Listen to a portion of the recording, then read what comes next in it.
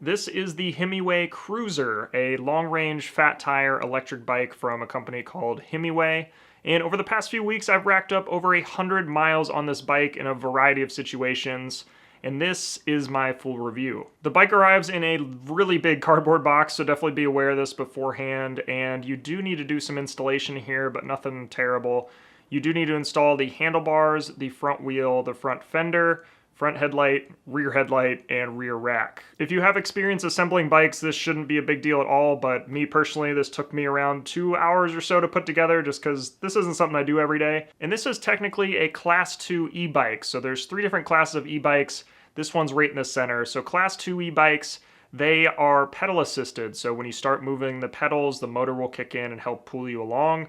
And there's also a manual throttle on the right side here, so if you don't want to pedal, you can just twist that throttle and engage the motor. Class 1 e-bikes don't have that throttle, so there's no way to move yourself forward besides actually pedaling and using that pedal assist. And Class 3 e-bikes actually just have a higher top speed in general, which we'll get to in a minute. To adjust this pedal assist and how much it's giving you a little bit of extra boost, you can use these plus and minus buttons on the left side. So there are levels 0 through 5. 0 is no help, and 5 is that maximum speed. I found 3 is a good kind of medium level of riding for bike paths or just kind of casual riding where you're pedaling a little bit, but the bike is helping you enough that it's not going to make you all sweaty after you're done riding. But if I'm on a road around cars, I'll bump that pedal assist up to 5 so I can go a little bit faster and feel more comfortable on the road. On the screen, you can also see battery level, and if you hit this I button on the left control pad, you can cycle through some other information like your current trip distance, your total odometer, minutes the bike has been on, and some other items here. Having speed nice and big in the center of the bike was really awesome. There are some bike paths around me with actual speed limits, so I wasn't able to go above 15 miles per hour in some cases, so having that display was really helpful. Probably the only downside to this screen here, and it's definitely not a common feature on a lot of bikes, is some sort of navigation built into the screen. So if you are going to be traveling long distances on this bike, I definitely recommend picking up some sort of mount for your phone so you can use it as a GPS. So back to max speed and why this bike might be a Class 3 e-bike if you adjust some settings. Out of the box, full throttle or pedal assist 5 will pull you along at 22 miles per hour. If you dig into the settings, you can actually remove that speed limit and go up to 25 miles per hour. This isn't a huge bump, but definitely helps if you're going to be taking this on roads and especially city streets around me. Having that extra boost certainly helps and makes me feel a lot more comfortable when I'm riding around cars that are going just as fast. I removed this speed limit after about a week of riding, so if I'm on a bike path, I know to go slower and just stay at that pedal assist 3. But if I jump off the path and I'm on a city street, I know I can hit that 25 mile per hour speed. And this isn't the absolute maximum speed. It's not going to slow you down if you go above that. You can definitely go faster if you're using the throttle and going downhill. And I topped out around 28 miles per hour, which is about as fast as I want to be going on a bike this size. But it is good to know it can hit those upper limits if necessary. And outside of speed, there's actually a ton of customizations you can make with this bike if you dig through into some of the settings on the screen. I'll link the whole guide down below. I won't get into everything, but I was impressed at how many parts of the bike you are able to customize, things from the battery readout to certain current and voltage levels. There's a lot of stuff in there you can change if you want to. If you haven't noticed yet, this still is a normal bike in a lot of ways, just a little bit beefier, obviously. You've still got this typical gear system, so you can cycle through 7 levels on the rear hub, but honestly, I didn't end up changing this a ton. I typically just left it at the 7-speed gear, and that did great for any kind of riding I needed to do.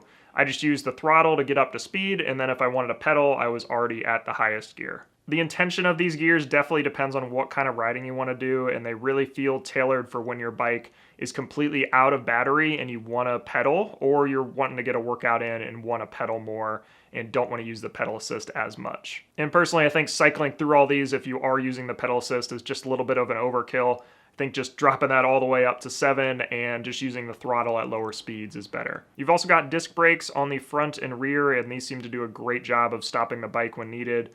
Up front, there is a fork suspension as well that does a great job of absorbing some of those minor bumps along whatever surface you're riding on. There are also front and rear lights on this bike. The front headlight is extremely bright, and you can also tilt it up and down if you need to, depending on how far out you want that light to be in front of you. I did do some night riding, and this headlight definitely helped a lot, but I don't think it quite had the spread I would want on a headlight.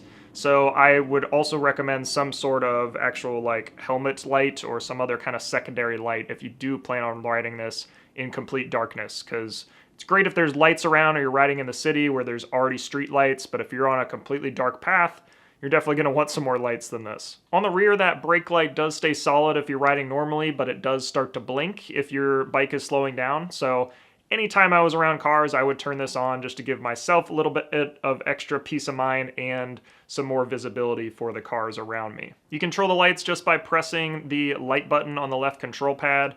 And next to that control pad, there's also a little bell, so that's pretty nice too. But after that, I think that's where normal ends with this bike. I think these 4-inch Kenda tires are a pretty dead giveaway. They're actually moped tires, so they're built for more than just cycling and gave me a ton of confidence riding around on the road around cars or any kind of more bumpy terrain. In the rear, there is a 750 watt motor or around 1 horsepower. And that is actually the limit for e-bikes in the US. So by definition, this is one of the most powerful e-bikes you can get without making it a motorcycle. That motor is powered by a 0.85 kilowatt hour battery on a 48 volt architecture that powers everything on the bike. And to put that in perspective, that's about 1% of the size of my Model 3's battery pack. So extremely tiny, but it definitely packs a punch. As for charging the battery, you can do it while it's attached to the bike, but it's also removable via this lock on the side, which is a nice touch. I know some e-bike batteries are actually built into the frame, which I'm not as big a fan of. I really like how flexible this is, especially if you live in an apartment like me. I store the bike down in my garage, but it is detached, so when I'm done riding, I just unlock the battery, bring it upstairs, and charge it in my apartment. I don't have to worry about lugging my entire bike upstairs just to plug it in. And that is locked to the bike, like I said, so if you planning on locking this bike up somewhere, nobody can just walk by and rip the battery off. And all of that sits on an aluminum frame, and it weighs a little bit over 70 pounds. So a typical mountain bike is around 25 pounds, road bikes are a little bit less, so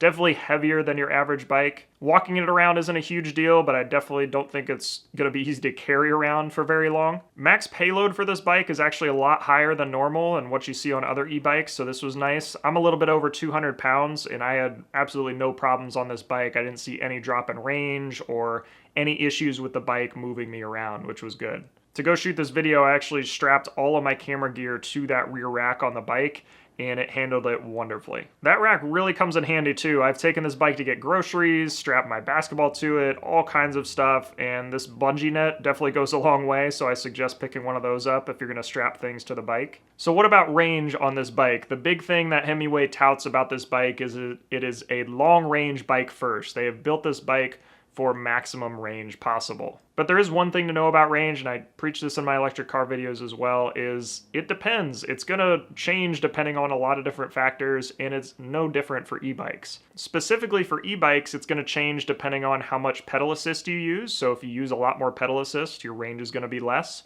And the total payload, so the rider weight plus cargo. So if you're putting a lot of weight on this bike, the range is not going to be as much, but if there's not as much weight, then it's going to go a little bit farther. That being said, rated range for this bike is 35 to 70 miles, and I'm glad they gave a good range here because I feel like it is very accurate. It could be 35 miles if you're revving it the whole time and really using that pedal assist a ton, and it could be 70 miles if you want to pedal more and get a good workout in. So in my experience, I put the bike together and I immediately took it for a ride to kill the battery. This is not what you're supposed to do, but I wanted to see immediately. It was showing a full battery out of the box, so I figured I'd get some riding in and kill the battery to see how low I could get it.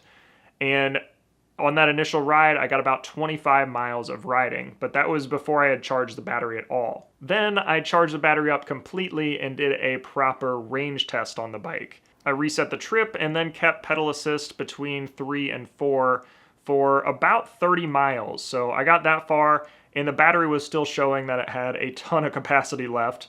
So I bumped that up to around 4 or 5 and really used the throttle a lot on those last 13 miles. So overall, I got around 43 miles, but again, I was hammering it those last 13 miles. So I think you could easily get 50 miles on this bike if you're riding similarly to me, if you keep it on that pedal assist 3. But here's the thing about that range test. I went 43 miles. It took over 3 hours to ride that far. And honestly, my butt was more sore than my legs after that ride. So this bike has impressed me a ton of how far it can go, and I think any normal person isn't going to be riding their bike that long. And using this for commuting or just short trips around town, there's no way you're ever going to run out of battery, especially if you're charging it every night like your phone or your electric car or whatever else. And that's exactly what I would recommend. If you're looking at an e-bike, just plug it in every night like you would your phone. I think it's best to just come to the garage or come to the bike with a full battery so you're ready to ride as far as you need to go. If you've been following the channel, I'm actually in the middle of a 30-day e-bike challenge. So I've tried to completely give up my car for 30 days and just ride an e-bike. And I've found already that most trips are within 10 miles. So this bike's range handles it fine. And plugging it in every night, I've got plenty of range to do all those trips as necessary. So overall, this being my first e-bike, I didn't have a ton of background knowledge going in, but I have been thoroughly impressed with this bike. It handled everything I threw at it over the past 100+ miles, grass, gravel, dirt, all that stuff. Handles it wonderfully. And not once have I come close to running out of range unless I did it on purpose for the actual range test. So this bike handled everything I threw at it, and definitely a good option if you want just kind of a do-it-all bike. It can handle a lot of different situations and is going to be ready to do everything. And right now this bike is actually on sale for $15.99, so I don't think it's a bad price for all the features you're getting and the range you're getting and just everything that goes into the bike. I think that's a pretty fair price compared to some other e-bikes I've looked at. And if you're interested, Himiway actually gave us a discount code for this bike if you do want to pick one up. You can use code SIBS, S-I-B-S, for $50 off the bike. And they're throwing in a bunch of extra accessories right now, like the bike rack and the fenders and some other extra stuff that is really useful, and I've been taking advantage of riding these past 100 miles. And I can confidently say, after riding, this is definitely a bike I would be looking at if I was going to be purchasing one for myself that wasn't provided to the channel for review.